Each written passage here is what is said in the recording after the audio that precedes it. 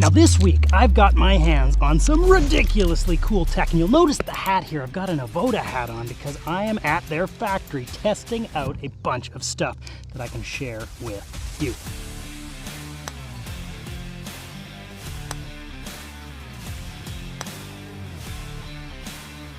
So the black ones here are my W1 set of Avoda wedges, and the silver ones here, which you see already have some grass marks on them because I had to put a few reps through them before I got them out onto the video for you guys, are the new W2 wedge set. So if you want to have a look here at the different grind designs, okay, we're going to geek out on some wedge talk here for just a second. Now, you'll notice a couple of things. There's a very, very sharp cutout with the W2s, more so than the blended W1s, and the leading edge design is rather different. So you might call that bounce angle, you might call that what you want, but really we're talking about the turf interaction. Oh no, big word. I used the word turf interaction. What on earth do I mean with that? If you were to lay these things flat on the ground, okay, and I'm going to use my microphone case because it's nice and flat, and I put this one flat on the ground like that, you'll see it rises up on that leading edge just a little bit. Whereas with the W2, it sits higher off of the ground. So the first thing you say is, oh, well, you mean tighter lies, you're going to have a tougher time with that W2 than you are with the W1, except for the fact that we're hitting off of a surface called grass.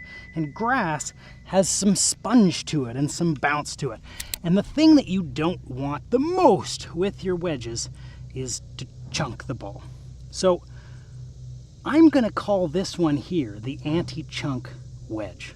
Why on earth would I call it the anti-chunk wedge? Because this leading edge here, because it is more pronounced, it is longer, just by a little bit, allows the club to bounce up more when the club is square and not open. What the heck are you talking about? Okay, now it's geek out time.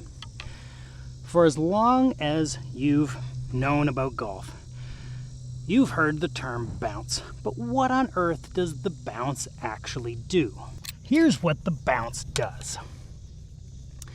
If I have the club face open, like this, and I hit the ground with it, this leading edge here, that becomes the leading edge because I've opened the face, is going to hit the ground, but it's not going to dig into the ground, it's going to bounce off of the ground, okay, like that. But if I turn this shaft leaning forward, which if you've watched any of my channel, you'll know that I am a huge proponent of arriving at the ball with the shaft leaning forward.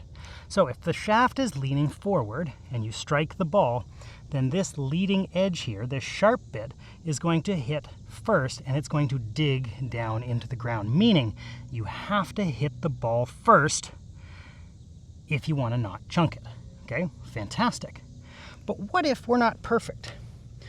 What if we're not the masters of wedges like some are? Well, that's why Avoda invented this thing. And I don't want to use the word invented. They just made it more predominant with these wedges. Okay, so they lengthened out this front leading edge so that when the club is square and the shaft is leaning forward as it should, and you come to hit the ground, it is going to bounce up more because there's more of a leading edge bounce at square. Now, trade-off. There's always a trade-off. Anything you do in golf, there's going to be a trade-off. And the trade-off here is that when you open the face, this front leading edge rises up higher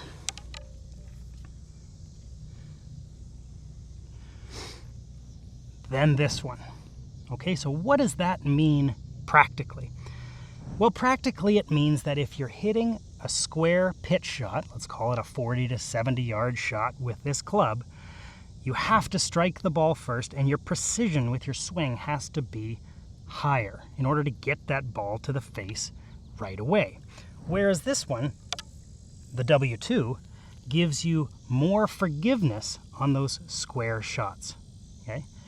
The downside is, if I have a tight lie, very little grass and it's very hard, and I try to play a flop shot with this one, it's going to be harder to make sure that I hit the ball and not thin it or scull it with this one as it will be if I open it up flat with this one. This one sits closer to the ground. Now, if you're standing over it, looking squarely down at the club, you'll see there with the black one, there's less of a shadow under the leading edge as there is with the silver one, because the silver one sits up just a touch higher. Okay, so if you're playing tight lies and you're a very good wedge player and you open it up flat like that often and play a flop shot off of tight lies, this W1 is going to be your champion.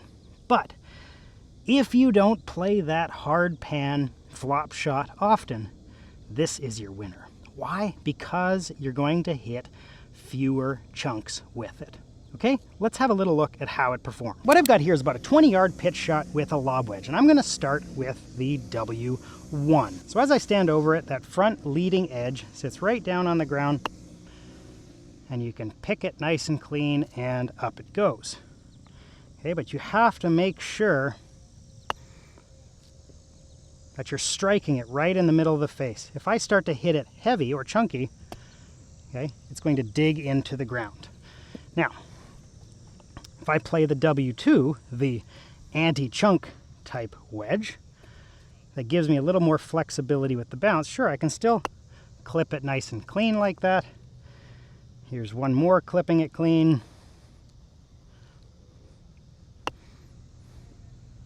Okay, but if I try to hit it a little bit chunky, it's going to bounce through the ground more and still hit the ball. And you're like, well, you didn't take a divot with that one. Yes, I know, because that bounce is bouncing through the grass more than if it's digging in. See, I hit way behind the ball there, but if I did the same thing with the W1, it's going to dig into the ground instead of bounce through it. So with the W2, you're going to get more forgiveness around the greens than you are with the W1. But here's the trade-off. On a tight lie like this, if I want to open up the face flat and hit that shot right there, that shot is going to be easier with the W1 as it is with the W2. Okay? I hit that one a little bit thin. It didn't fly quite as high. And so my flexibility with the flop shot around the green with tight lies is tighter. I lose forgiveness on the tight lie flop shot, whereas I gain that forgiveness with the tight lie flop shot with the W1. So what am I going to do? Well, I have both. Okay, I see golf clubs kind of like a tool bag, and you're fitting your tool bag when you're going out to play, depending on where you're playing, what kind of course you're playing, what kind of greens are like, are they receptive, are they hard? So here's what I'm going to do. If I'm playing somewhere wet, or the course is soft, and the greens are very receptive, I'm going to play the W2. As my general, that's what I'm going to play. However, when it gets hard, when it gets fast, and when the fairways get really tight, I'm going to play the W1s. Now, what does that mean for you? It means the same thing that I've been saying for a long, long time about these two particular wedges. For 99% of the people out there, you're going to want to go with the W2. The only reason you want to go with the W1 is if you regularly play hard pan flop shots from the fairway. If you don't play that shot on a regular basis, go with this one. If you want both options, well, just buy both sets of wedges.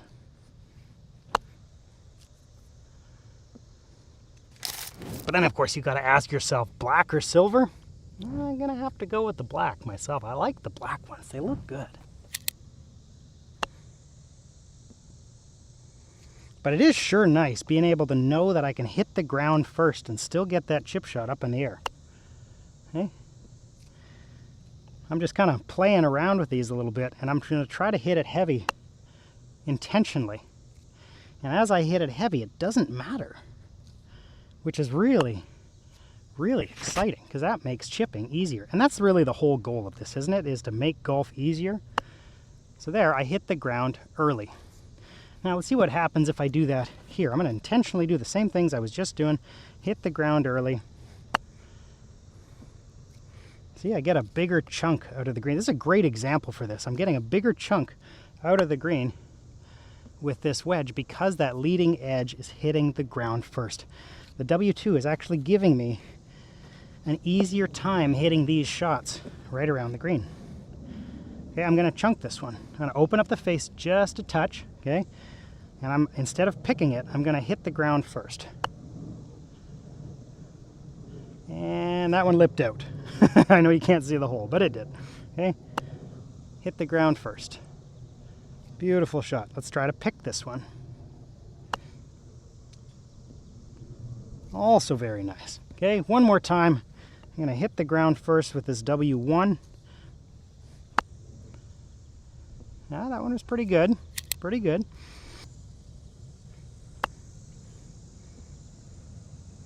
Not bad, but you can see it, like the other ones are bouncing through the grass, leaving the grass there, whereas the W2s are bouncing through, okay? Look at this here. This is the same shot with the W1. That's the shot with the W2, okay? W2, W1, like it is taking more dirt and more ground. If you struggle hitting the ground first with your wedges, you want to hit fewer chunks. Well, the W2 is the way to go. And the nice thing about these things is that you can actually get fit to a set of wedges so that they're the right length, the right loft, the right lie for you. And each of my wedges are exactly the same length and exactly the same weight. So I'm using that same length system that a certain US Open champion made very popular. And I'm making my short game easier because each of my lob wedge, my sand wedge, and my gap wedge are exactly the same length, exactly the same height, exactly the same feel with each and every shot. And then combine that with the ability to have an anti-chunk wedge like this W2, my oh my. So click the link below. You can go get fit online for wedges and get yourself a wedge set that is actually going to make things around the green easier for you. And in doing so, lower scores. I mean, if we can hit this shot easier, guess what?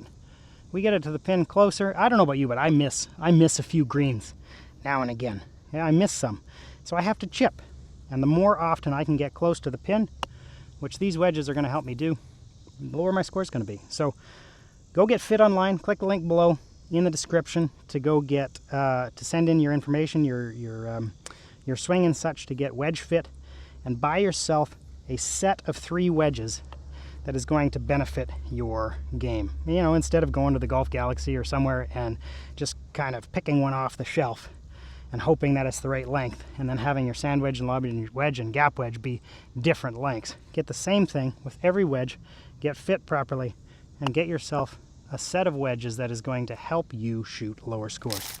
So right here I've got the gap wedge with the W2, and I'm just going to hit a longer running chip shot, and I'm going to intentionally hit the ground first with the chip shot.